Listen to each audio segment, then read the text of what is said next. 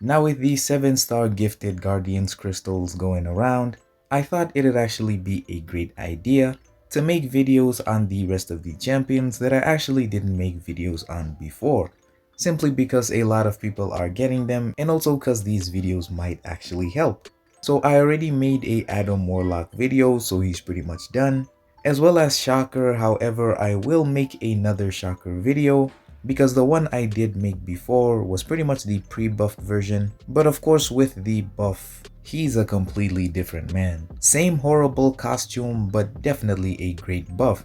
But of course, let us begin with Professor X. He is one of the more underrated as well as underappreciated champions in the game, and because he did win the last poll that I actually made, we're gonna be discussing why nobody plays him. Now, to be honest, the titles of the video don't really matter right now, since a lot of people in the community are gonna be getting these champions, and so these are pretty much just my thoughts on the champions. But of course, like we always do with these kinds of videos, let's actually go over all of his abilities first, and then later on discuss why nobody plays him. Our final member, Professor Charles Xavier.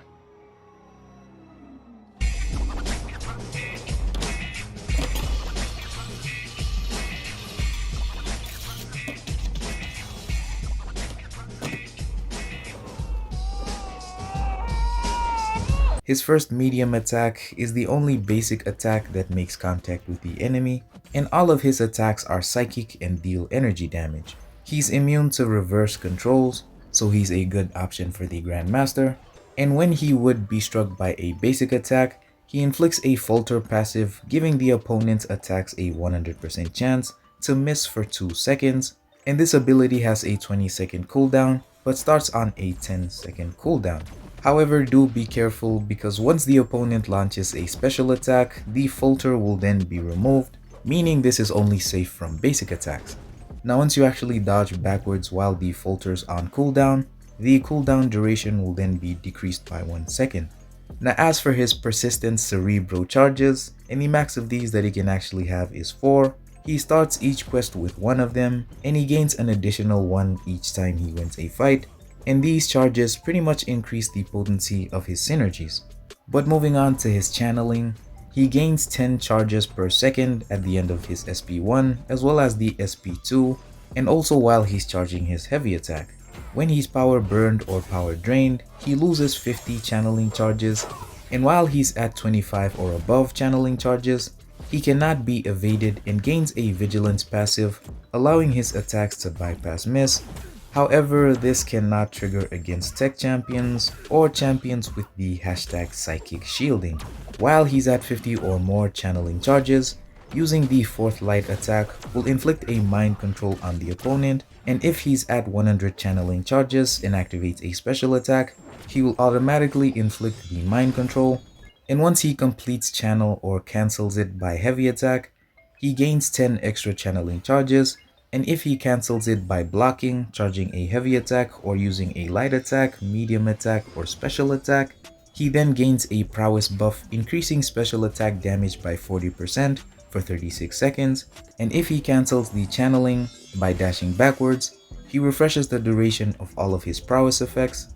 But moving on to his mind control, which lasts 0.5 seconds, for every 10 channeling charges, the opponent will be locked from gaining any power or using any of their special attacks, and the mind control's duration is paused during Professor X's special attacks, except while he's actually channeling.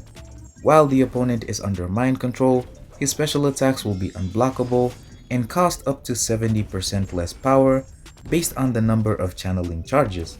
This, however, is reduced to 40% against tech champions or against those with psychic shielding.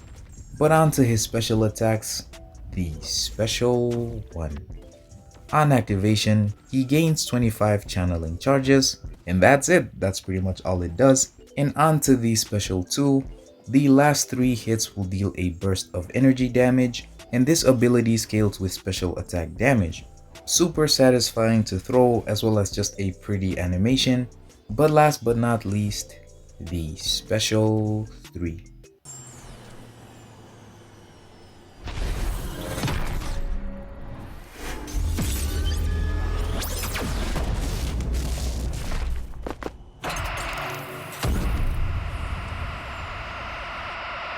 he gains a prowess buff for each cerebro charge that he has, increasing his special attack damage by 60%, and these prowess buffs last 40 seconds, and the max stacks of these that he can gain is actually 4. But onto his awakened ability, while he's below 75 channeling charges, he gains 1 charge per second, and while defending, the rate is then doubled, and the charges that he gains for the entire fight are doubled as well, and he also gains increased prowess potency, scaling with the opponent's power meter. And that is pretty much it for Professor X's abilities.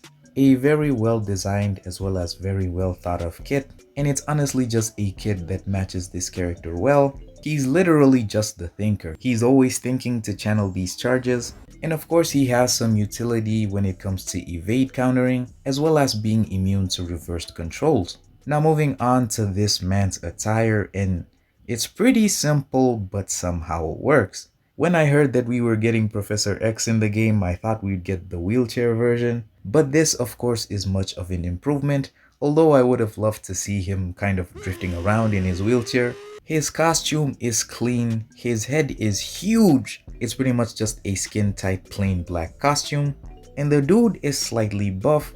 I'm pretty sure he doesn't fight with his hands, so where did he get all this muscle from? Probably because the thing on his head is so heavy. But speaking of his head, bro, what helmet is that? It's definitely an improvement compared to the other X-Men costumes, but the man is walking around with an Xbox logo. I don't even understand, man. And somehow he manages to make this Power Rangers looking helmet work for him, and so I'll actually give this outfit a 6 or 7 out of 10. But anyways, onto the topic of why nobody plays him. Now to be fair, everyone's gonna start playing him after this. He just dropped as a 7-star, but before this he was pretty much rare to see. He does show up time to time in Alliance War. He's a very good attacker, as well as a slightly annoying defender, but nothing too complicated to deal with. The reason why he's not liked by most in the community is because his damage takes a while to build up, and having to build up the same thing over and over and over again just isn't it for some people. Also, when it comes to shorter matches, he isn't really the fastest. There's obviously gonna be some better options, but when it comes to mid-range as well as longer fights, he is one of the best because you can pretty much stack up his prowesses, and with the SP2 damage, you're gonna be seeing some great red numbers. Being able to power lock the opponent and simply spam a lot of specials is something amazing to have, as well as the ability to falter. Although his is not as strong as Danny Moonstar's, it can still give you some easy openings. Also, not to mention he has high block proficiency, although that kinda makes up for his squishiness, cause once you get hit with him you're gonna be losing a lot of health.